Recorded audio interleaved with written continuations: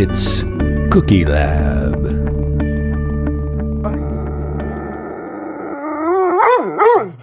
Hi, and welcome to Cookie Lab. I'm Jill. And I'm Chris. And Jill, did you know that I am an avid hiker? I did know. Yes, I walk everywhere, all around the world. And I was walking here in Massachusetts up a mountain, and ahead of me were Boy Scouts.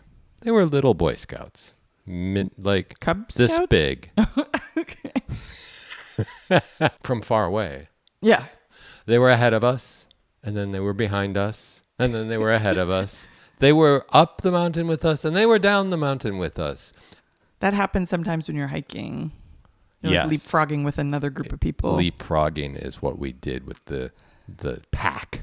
Is it called a pack? If they're Cub Scouts, it's a pack. What is it if they're a Boy Scout? A troop. A troop. I think they had a troop flag. Okay. They were carrying it. Oh. And off of the flag were many ribbons that they had won, like first place ribbons. Mm-hmm. They had a first place ribbon.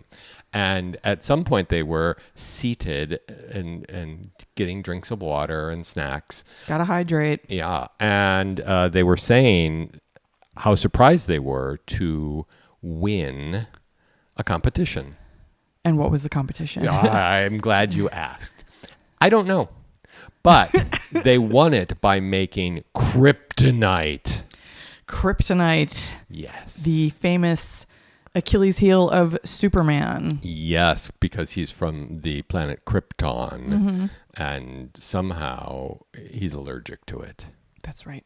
Yes. That would be horrible if I were allergic to the material that makes up the planet Earth. Right. Or cookies. Earthite. Okay. So, this is not the first time Jill has heard this story. I was going to say, listeners or viewers, can you tell how good of a job did I do? I have heard this story before, and it was thus the inspiration for my cookies this week. Tell us more.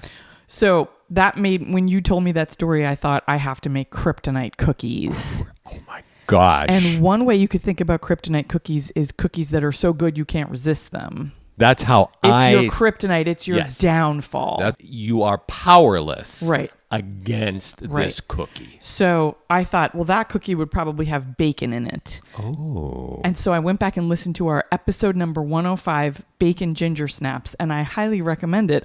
There's so much history and science in that episode that I had forgotten. And Don't listen to this episode. press pause, 105, come back. I ended up choosing instead to make a cookie that looked like kryptonite. And I am a person... How creative. Superman is in so many forms. He's originally a comic book hero. He is.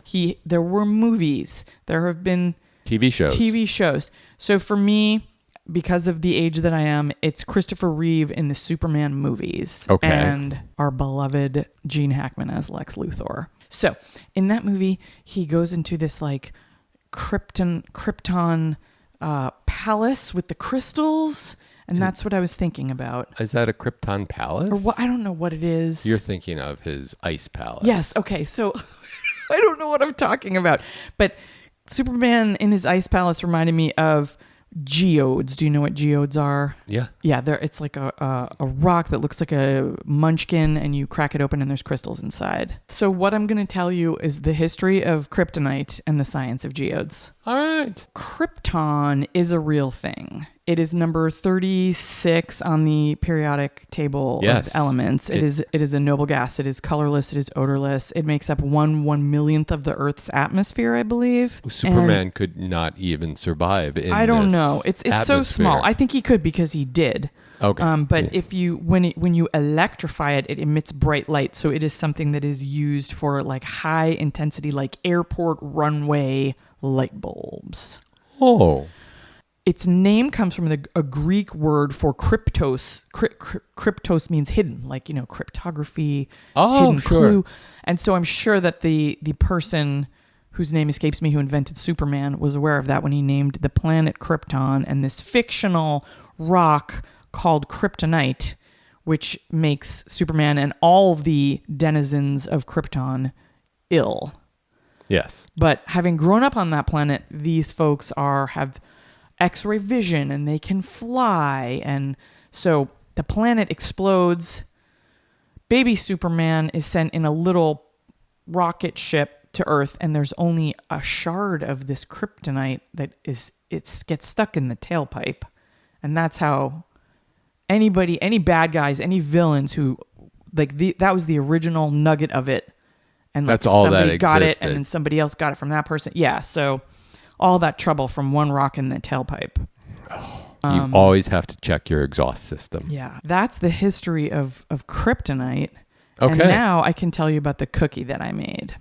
Were you able to find that shard of kryptonite? Yes. And put it I got it on Amazon.com. Oh.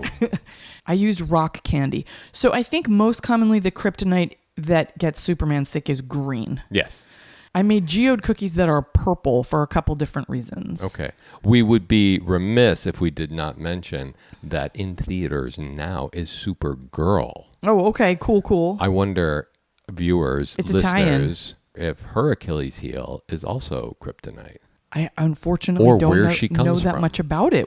Maybe we should go to see the movie. Cookie Lab goes to the movies. Yeah. All right. Okay. Stay tuned. You could make these green and call them kryptonite cookies. Can I show them? Please do.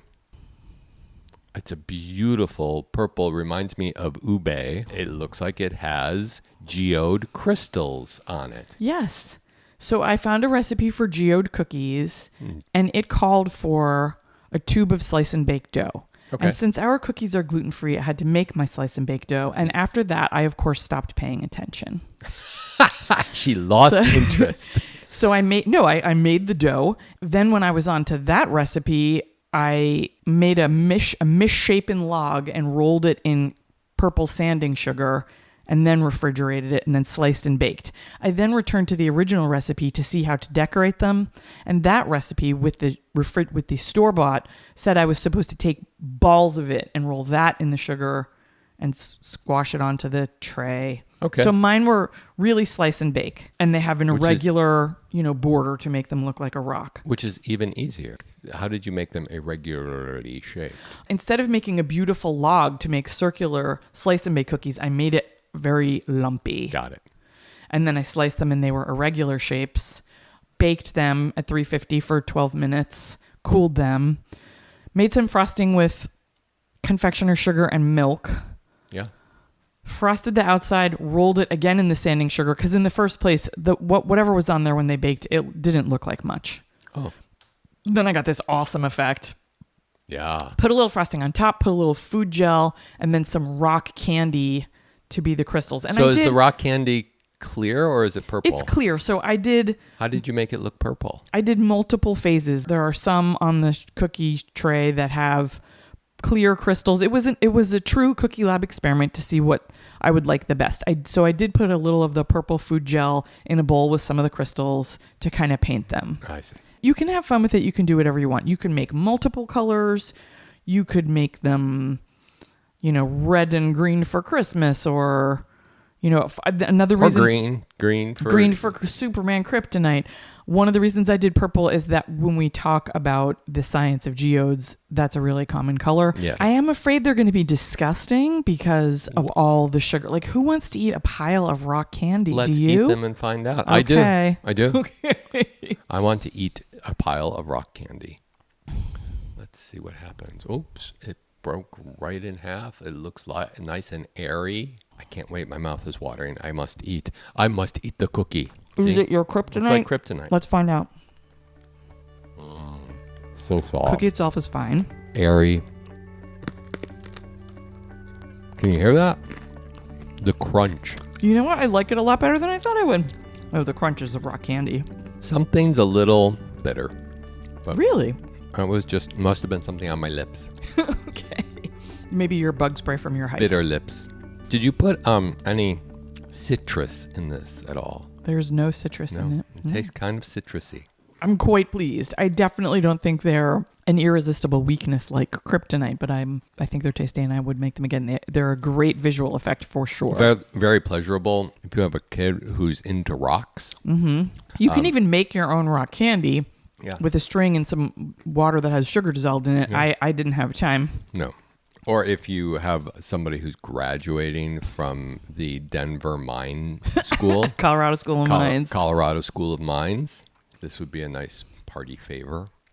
Geodes are something that forms naturally either in an igneous rock or a sedimentary rock. In the igneous rock, it would be like lava, a lava flow that had an air bubble in it. Okay.